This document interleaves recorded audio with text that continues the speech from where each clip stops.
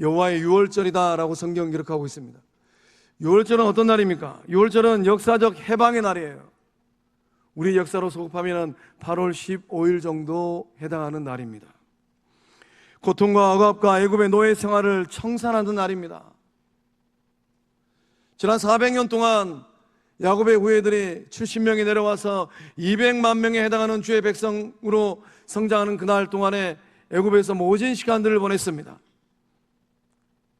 고된 노동을 하고 노역을 하고 억압을 착취를 당했습니다. 그런 노예 생활이 청산되는 날이 바로 말씀에 기록된 유월절이에요. 유월절은 어제의 시간과 오늘의 시간이 완전히 달라지는 영적 변곡점입니다. 같을 수가 없어요. 유월절을 지나가면 달라도 뭔가는 달라집니다. 유월절은 생명의 주인이 누구이며 역사의 주인이 누구인가를 명확하게 보여주는 생명과 역사의 분기점입니다. 유월절은 삶의 자세를 바꾸는 터닝포인트, 영적 전환점입니다. 유월절을 기점으로 해서 삶의 자세가 달라져요. 구원받은 백성과 하나님의 심판을 받은 애굽의 사람들과 자세가 달라집니다. 그래서 이스라엘 백성들이 출애굽하여서 새로운 삶의 터전인 이 가나안 땅을 향하여 나아갈 때 하나님께서 새로운 삶의 자세에 대해서 말씀하고 계시는 거예요. 오늘 우리도 마찬가지지 않습니까? 우리가 이 죄악이 가득한 이 세상에서 예수님의 부르심을 받아가지고 하나님의 자녀가 되고 성령의 사람이 되었습니다. 우리가 나아가고 있는 방향은 어디입니까? 예수님께서 계시는 천국을 향하여 나아가고 있잖아요. 그럼 믿음의 여정을 걸어갈 때 우리는 어떤 자세를 가져야 되겠습니까? 하나님은 뭐라고 말씀하십니까? 유월절 어린 양의 피를 바르라라고 말씀하고 계십니다. 이스라엘 백성은 어린 양을 잡아가지고 좌우 문설주 문인방에 발라야만 합니다. 이거는 명령이에요. 유월절 어린 양은 1년 된 흠 없는 어린 양입니다.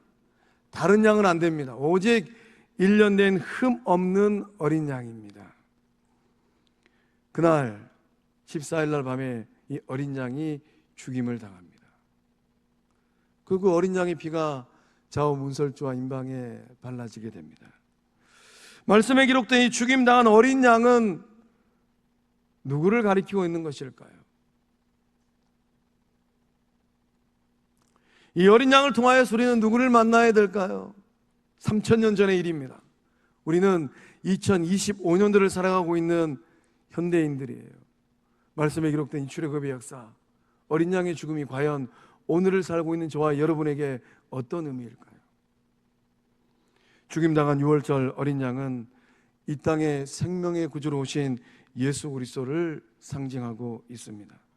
성경은 시종일관 예수님께서 유월절 어린 양이다라고 증언하고 있습니다.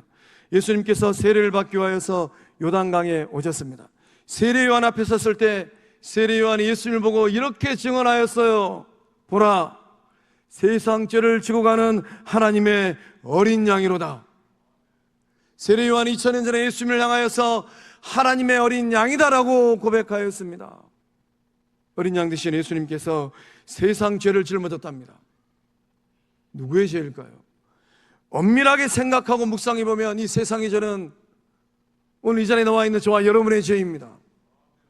어린 양 대신 예수님께서 이 죄를 짊어지고 골고다로 올라가셨어요. 그 주님을 인격적으로 만나신 줄로 믿습니다. 예수님을 인격적으로 만나면 뭔가 달라져야 되지 않겠어요? 예수님께서 흘리신 그 보혈이 나의 죄값이라는 그런 고백이 있다면 뭔가 달라져야 되지 않겠습니까? 바울 사도 역시 고린도전서 5장 7절의 말씀을 통하여서 예수님께서 유월절 어린 양임을 고백합니다. 우리 바울의 심정으로 함께 읽어보겠습니다. 시작. 너희는 누룩 없는 자인데 새 덩어리가 되기 위하여 묵은 누룩을 내버리라. 우리의 유월절 양 곧 그리스도께서 희생되셨느니라. 아멘. 생명과 사망의 갈림길에서 이스라엘 백성들은 어린 양의 피를 좌우 문설주와 문인방에 발랐습니다. 어린 양의 피를 바른 집에는 사망의 저주가 없었어요. 죽음의 천사가 넘어갔습니다. 생명의 주인 되신 하나님께서 내리시는 엄중한 심판이 넘어갔어요. 어린 양의 피를 바르지 않은 애굽의 모든 가정에는 하나님의 심판이 임하였습니다. 죽음의 천사가 애굽 왕 바라오의 장자로부터 맷돌 뒤에 있는 몸종의 장자, 모든 가축의 첫 새끼까지 예외 없이 모든 생명을 거두어 드렸습니다. 어린 양의 피가 있는 이스라엘 가정들에게는 생명의 기운이 약동했습니다. 안도의 한숨이 가득합니다. 서로의 얼굴을 바라보면서 환호했습니다. 그러나 어린 양의 피가 흐르지 않는 애굽의 모든 땅, 모든 생명들에게는 죽음의 잿빛이 가득합니다. 생사를 결정한 것, 생명과 사망의 갈림길을 정한 것은 오직 어린 양의 피입니다. 그렇다면 오늘 우리가 생명의 길을 걸어가고 영적 환호의 삶을 살기 위하여서 어린 양 예수님의 피를 어디에다가 발라야 되겠습니까? 어린 양 예수님의 피를 믿음으로 여러분의 양심의 문설주에 발라야만 합니다. 어린 양 예수님의 피를 믿음으로 마음의 문설주와 생각의 문설주와 감정의 문설주에 발라야만 합니다. 믿음으로 예수님의 보혈, 예수님의 피를 양심의 문설주와 생각의 문설주와 마음의 문설주와 감정의 문설주에 바르면 어떠한 일들이 일어나겠습니까? 죄사함의 역사함이 일어나요. 예수님의 피는 죄사함의 은총입니다. 바울은 이 놀라운 영적 깨달음을 얻고서 에베소서 1장 7절의 말씀을 통하여서 이 거룩한 고백을 하고 있습니다. 우리 함께 읽어보겠습니다. 시작. 우리는 그리스도 안에서 그의 은혜의 풍성함을 따라 그의 피로 말미암아 속량 곧 죄 사함을 받았느니라. 아멘. 바울이 이 고백을 했을 때 그 마음이 어떤 마음이었을 것 같습니까? 우리는 예수님 안에서 그의 은혜의 풍성함을 따라, 예수님의 은혜가 풍성하답니다. 누구는 되고 누구는 안 되고 그게 아니라는 거예요. 우리의 생각에 아무리 흉악한 죄를 지었던 사람이라 하더라도 회개하고 돌아오면, 예수님 품 안으로 돌아오면, 십자가의 보혈을 간절히 사모하면 그 풍성한 은혜를 따라서 그의 피로, 예수님의 피로 속량 곧 죄사함을 받을 줄로 믿습니다. 어린 양 예수님께서 이 땅에 오신 목적은 무엇입니까? 저와 여러분을 죄에서 구원하기 위해서 오셨어요. 오늘도 수많은 영혼들이 죄와 사망의 늪에 빠져서 허우적거리고 있습니다. 사단의 권세에 매여가지고 종살이를 하고 있어요. 억압을 당하고 있습니다. 그 영혼들을 구원하기 위하여서 예수님께서 오셨다라는 거예요. 어린 양 예수님의 피는 죄의 사슬을 끊어버립니다. 어린 양 예수님의 피는 죄로 인하여서 고통당하는 영혼들에게 자유를 주는 거예요. 그래서 예수님의 피로 인하여서 저와 여러분은 오늘 이 순간까지 어떤 삶의 자리에 놓여있다 하더라도 그 피만 의지하면 세상에서는 절대로 얻을 수 없는 영적 자유와 기쁨을 얻고 누리고 있는 줄로 믿습니다. 예수님의 피는 모든 불의, 모든 악동, 모든 절망, 모든 저주를 청산합니다. 예수님의 피로 지금까지 살면서 지은 모든 죄와 불의와 저주와 절망이 도말된 줄로 믿습니다. 깨끗하게 씻음받은 줄로 믿습니다. 이사야 선지자는 이사야서 1장 18절의 말씀과 43장 25절의 말씀을 통하여서 이 놀라운 은혜를 고백하고 있습니다. 우리 한 마음으로 읽어보도록 하겠습니다. 시작. 여호와께서 말씀하시되 오라 우리가 서로 변론하자. 너희의 죄가 주홍 같을지라도 눈과 같이 희어질 것이요 진홍같이 붉을지라도 양털같이 희게 되리라. 나 곧 나는 나를 위하여 내 허물을 도말하는 자니 내 죄를 기억하지 아니하리라. 아멘. 너희 죄가 주홍 같을지라도 예수 십자가의 보혈로 내가 너희를 눈과 같이 희게 만들 것이다. 너희 죄가 진홍같이 붉을지라도 내가 내 아들 예수 십자가의 보혈로 너희를 양털같이 희게 만들 것이다 라고 하나님께서 말씀하시는 거예요. 그 은혜가 영적 공동체 거룩한 빛 성광교회에 분복된 줄로 믿습니다. 나 곧 나는 나를 위하여 네 허물을 도말하는 자니, 하나님께서 여러분의 허물을 도말하신답니다. 허물은 없는 인생이 몇이나 되겠어요.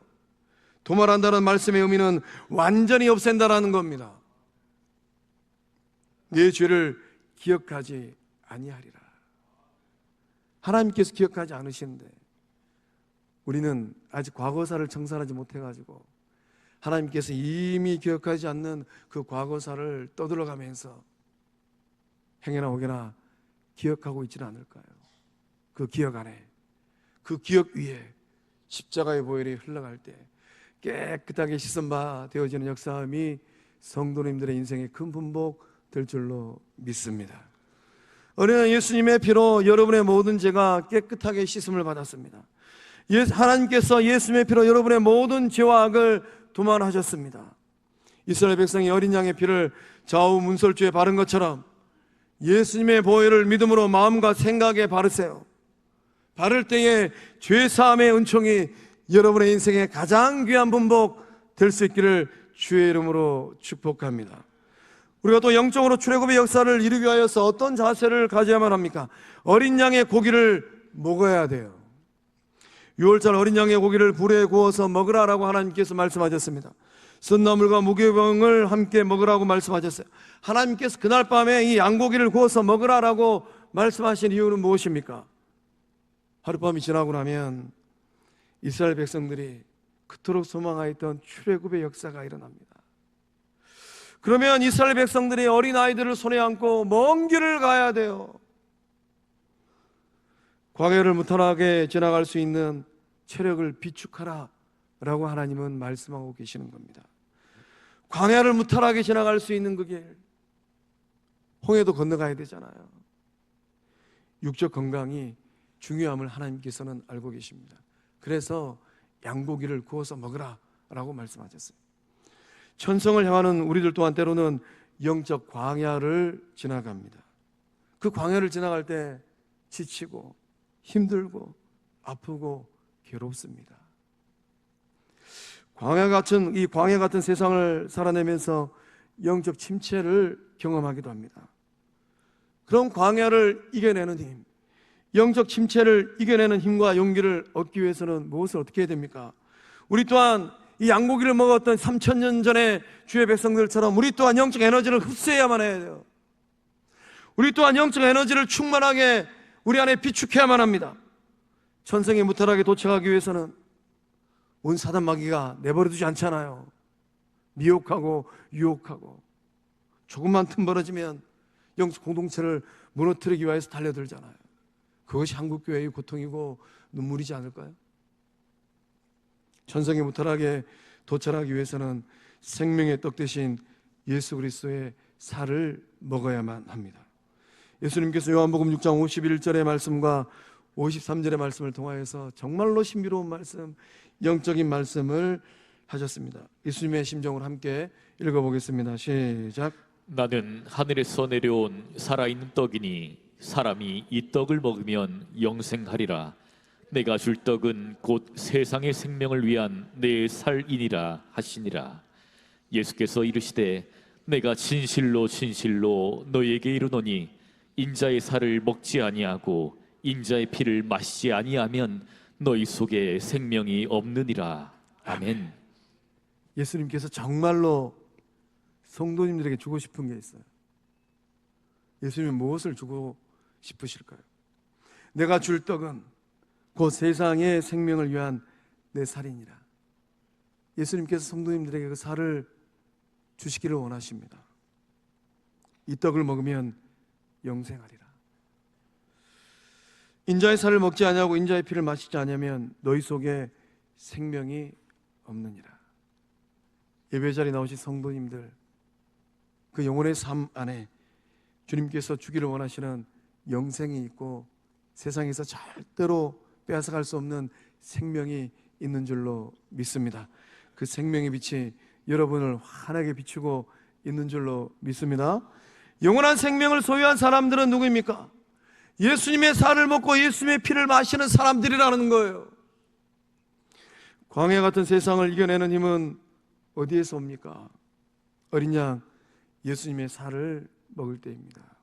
과연 그렇다면 예수님의 살을 먹는다는 이 말씀의 진정한 의미는 무엇이겠습니까? 예수님의 살을 먹는다는 이 말씀의 의미는 예수님의 말씀을 먹는 거예요. 요한복음 1장 14절의 말씀에 기록되기를 말씀이 육신이 되어 우리 가운데 가심에 우리가 그의 영광을 보니 아버지의 독생자의 영광이요 은혜와 진리가 충만하더라. 말씀이 육신이 되었답니다. 말씀이 살이 되었답니다. 말씀이 뼈가 되었답니다. 말씀이 피가 되었답니다.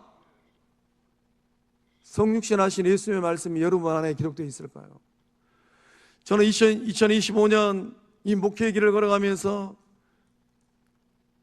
내가 너희를 사랑한 것처럼 너희도 서로 사랑하라. 이 예수님 말씀을 마음속에 새기고 매일 묵상하고 또 묵상하고 또 기도하고 그렇게 목회길을 걷고 있어요. 성도님들 안에는 그 예수님의 말씀, 어떤 말씀이 기록되어 있을까요? 세상에 무수한 말들은 정말로 많이 있는데 예수님 말씀이 단 한 절도 없어요. 이것이 영혼의 문제이고 이것이 교회의 아픔이지 않을까요? 오늘 우리 가운데 예수님의 말씀이 여러분 안에서 살이 되어주고 예수님의 말씀이 여러분의 피가 되어주고 예수님의 말씀이 여러분의 뼈가 되어지는 역사함이 회복될 줄로 믿습니다. 6월절 어린 양의 고기를 먹은 주의 백성들은 힘을 얻고 용기를 얻어서 하나님의 거룩한 군대로 일어섰습니다. 그리고 출애굽의 역사를 힘차게 성취하였어요. 오늘 우리도 마찬가지입니다. 어린 양 예수 그리스도의 말씀을 먹어야지만이 하나님의 거룩한 군대가 되는 거예요. 성령의 절이 되는 겁니다. 말씀을 묵상하고 예수님의 말씀을 먹으면 영혼이 병들잖아요. 우리가 세상을 살아갈 때 힘들 때가 언제입니까? 부정적인 생각이 가득할 때잖아요. 부정적인 생각이 가득하면 하나님께서 기적을 일으킨다 해도 가나안 땅을 정탐하였던 10명의 정탐꾼처럼 이런저런 부정적인 말들로 하나님의 역사를 다 가로막아 버리잖아요. 비관적인 생각이 우리의 삶을 힘들게 하잖아요. 비관적인 생각이 우리 안에 가득하면은 인격 관계가 다 깨어져 버리잖아요. 형제 관계가 다 깨어져 버리잖아요. 절망적인 마음들이 우리의 삶을 힘들게 하잖아요. 절망적인 마음이 가득하면 극단적인 생각을 결단을 해버리잖아요. 오직 예수님의 말씀이 부정적인 생각을, 비관적인 생각을, 절망의 마음들을 고치고 회복할 줄로 믿습니다. 예수님의 말씀은 날쌘 검입니다. 그래서 예수님의 말씀이 날쌘 검이 되어서 혼과 영과 및 관절과 골수를 찔러 쪼개는 거예요. 골수가 찔러 쪼갤 때에 우리의 몸에서 새피가 솟아나는 겁니다. 골수가 찔러 쪼갤 때에 새피가 솟아나서 기적이 일어나는 거잖아요. 그 새피가 암세포도 잡아먹고 나쁜 것들 다 잡아먹잖아요. 그날 예수님께서 썩어 문드러진 나사로를 향해서 한 말씀 하셨잖아요. 나사로야 나오라. 그 말씀 한마디가 썩어 문드러진 나사로를 살려냈습니다. 예수님의 말씀은 생명이요 능력인 줄로 믿습니다. 이 말씀이 여러분 안에 충만할 때에 말씀에 기록된 제2의 출애굽의 역사함이 여러분의 인생에 큰 분복 될 줄로 믿습니다. 6월절의 시간은 어떤 시간입니까? 6월절의 시간은 새 출발하는 역사의 시간이에요. 6월절의 은혜에 동참하면 이방 사람이어도 괜찮아요. 여분네 아들 갈렙은 핏줄로 따지면은 아브라함의 후裔가 아닙니다. 이방 사람입니다. 그런데 여분네 아들 갈렙은 그날 이 6월절 은혜에 동참하였습니다. 그래서 살림을 받았어요. 6월절 이전과 6월절 이후가 극명하게 달라지게 되는 것입니다. 6월절 생명의 역사에 동참하고 어린 양의 피로 구속받으면 어떤 삶이 되는 것입니까? 새 생명의 삶이 되고 새 출발의 삶이 된다라고 말씀은 기록하고 있습니다. 고통의 시간을 뒤로하고 희망의 내일을 향하여서 젖과 꿀이 흐르는 가나안 땅을 향하여서 나아가게 된다는 거예요. 1조가 2절 말씀에 하나님께서 이 새 출발에 대해서 말씀하십니다. 하나님의 심정으로 함께 읽어보겠습니다. 시작. 여호와께서 애굽 땅에서 모세와 아론에게 일러 말씀하시되 이 달을 너희에게 달의 시작 곧 해의 첫 달이 되게 하고 아멘. 하나님께서 달력을 지금 새롭게 만들고 계십니다. 이 달은 원래 7월 달입니다. 근데 하나님께서 이 출애굽의 6월절의 역사함이 일어나고 있는 이 달을 새해의 새 달로 시작해라, 그렇게 만들어라 라고 말씀하고 계시는 겁니다. 하나님께서 무엇을 위하여서 달력을 바꾸고 계십니까? 그 이유가 무엇입니까? 새 생명을 얻은 너희는 이제 과거의 애굽의 노예 생활을 한 노예민이 아니라는 것입니다. 애굽에서의 노예 생활을 완전히 청산하고 새 피조물이 되고 새로운 인생이 되고 새로운 삶을 살아가라라고 말씀하시는 거예요. 그래서 하나님께서, 시간의 주인 되신 하나님께서 달력을 새롭게 만들고 있는 거예요. 여러분은 무엇을 기점으로 해서 여러분의 인생의 새 출발을 하고 있을까요? 하나님은 1절과 2절의 말씀을 통하여서 출애굽의 역사 가운데 있는 주의 백성들에게 새 출발하라 라고 말씀하고 계십니다. 오늘 우리도 마찬가지입니다. 하나님께서는 어린 양 되신 예수 십자가의 피 흘림을 통하여서 구원의 역사를 완성하셨어요. 그래서 하나님께서는 예수님의 피로 죽음을 넘기셨고 영원한 생명을 저와 여러분에게 주셨습니다. 하나님은 예수님의 십자가의 보혈을 통하여서 구속사를 완성하셨어요. 저와 여러분은 죄와 사망의 권세에 매여있는 인생들이 아닙니다. 원사단 마귀의 노예됨에 그 억압을 받고 있는 인생이 아니에요. 하나님께서 십자가의 보혈로 저와 여러분을 완전히 해방시킨 줄로 믿습니다. 그 십자가의 보혈이 흐르고 있는 그 순간부터 하나님은 뭐라고 말씀하십니까? 하나님의 아들로 살고 하나님의 딸로 살고 하나님의 백성으로 살고 새로운 신분으로 새 출발하라고 말씀하시는 거예요. 제2의 출애굽의 역사는 어떻게 일어나는 것입니까? 여러분의 전인격적인 삶이 예수 십자가의 보혈로 깨끗하게 씻음 받는 그날, 하나님만이 아시는 거죠. 그날을 기점으로 새로운 삶이 시작되어지고 새 출발을 하신 줄로 믿습니다. 6월절의 역사는 새 출발의 역사입니다. 과거로 퇴보하는 게 아니에요. 우리 영적 공동체는 퇴보하는 공동체입니까? 앞으로 전진하는 공동체입니까? 출애굽의 역사를 경험한 주의 백성들은 젖과 꿀이 흐르는 약속의 땅을 향하여서 새 출발했습니다. 억압과 폭력과 고된 노동이 난무했던 애굽 땅을 벗어났어요. 애굽의 삶을 뒤돌아보지 아니하고 깨끗하게 청산하고 하나님께서 약속하신 언약의 땅을 향하여서 새 출발했습니다. 인생이 불행하고 힘들고 어려운 이유는 무엇입니까? 여전히 과거의 삶에 묶여있기 때문이에요. 거기에 묶여가지고 새 출발을 못하기 때문입니다. 6월절 어린 양의 피를 바르고 어린 양의 고기를 먹고 새 출발해야만 합니다. 예수 십자가의 피로 구원받고 예수 생명의 말씀을 영혼의 양식을 삼아서 새 출발하는 우리 모두 다 될 줄로 믿습니다. 생명의 주인 되시고 역사의 주인 되시고 교회의 주인 되시는 하나님께서 오늘 저와 여러분에게 원하는 것이 있습니다. 무엇을 원하시겠습니까? 어린 양 예수의 피를 여러분의 상처와 여러분의 아픔투성인 마음과 생각에 바르고 새 출발하라는 것이에요. 어린 양 예수님의 살을 먹고 예수의 말씀을 영혼의 양식을 삼아가지고 새 출발하라는 것입니다. 이것이 제2의 6월절 역사를 제안하는 것인 줄로 믿습니다. 6월절은 새 출발의 갈림길입니다. 6월절은 새 창조의 새 출발길입니다. 여러분의 삶도 가정도 거룩한 빛 성광교회도 예수님의 피로 예수님의 말씀으로 새 출발하는 은혜를 받고 누리실 줄로 믿습니다. 사랑하는 성광의 성도 여러분,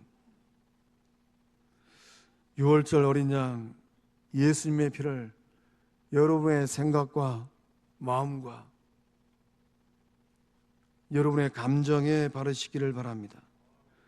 그로 인하여서 죄의 용서함의 은혜를 받으실 줄로 믿습니다. 넉넉하게 받아서 넉넉하게 용서하고 넉넉하게 품어주고 넉넉하게 예수님 대하듯 더 잘 섬길 때에 주님 오시는 그날까지 새 출발하는 영적 공동체 될 줄로 믿습니다. 기도하시겠습니다.